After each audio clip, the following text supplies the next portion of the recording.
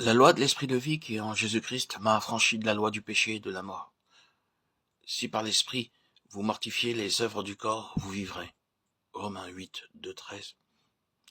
Dans le 6e chapitre de l'épître aux Romains 6, 18, 22, Paul parle de notre affranchissement du péché en Christ. Notre mort au péché en Christ nous affranchit de la domination du péché. Quand nous avons reçu Christ par la foi, nous avons été affranchis de la domination du péché, qui n'est plus notre maître. Et par là même, nous sommes devenus esclaves de la justice. Dans le 7e chapitre 7, 1, 6, il parle de notre affranchissement de la loi. La force du péché vient de la loi. La délivrance du péché et de la loi vont de pair. Délivrés de la loi, nous sommes devenus un avec Christ, afin que nous servions Dieu dans un esprit nouveau. 7, 4, 6. Romains.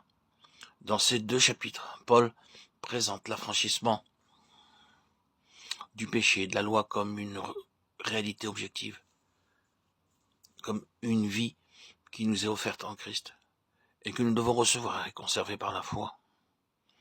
En vertu du développement graduel que suit la vie chrétienne, le croyant qui est scellé du Saint-Esprit doit réaliser cette union avec Christ et marcher ainsi par la puissance de l'Esprit.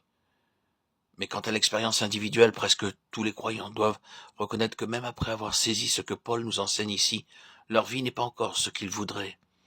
Ils éprouvent avec douleur la vérité de l'expérience retracée dans la seconde moitié de Romains 7. Et s'il en est ainsi, c'est parce qu'il n'y a pas d'autre moyen d'amener le croyant à comprendre deux grandes vérités qu'il a besoin de saisir.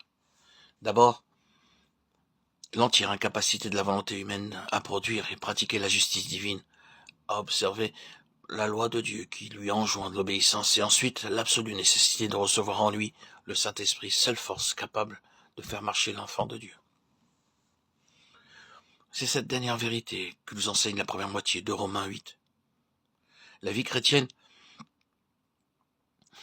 telle qu'elle se développe chez le croyant, et telle que Paul l'a décrit dans cet épître, offre divers degrés d'avancement. Les chapitres 6 et 7 décrivent la vie de la foi.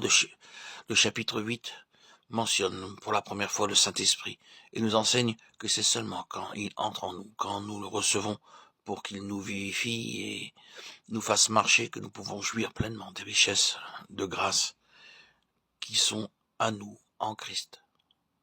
Que tous ceux donc qui veulent savoir ce que c'est que d'être mort au péché et vivant pour Dieu, ce que c'est que d'être affranchi du péché et de la loi et d'être un avec le Christ ressuscité, étudie ce qui nous est dit ici du Saint-Esprit.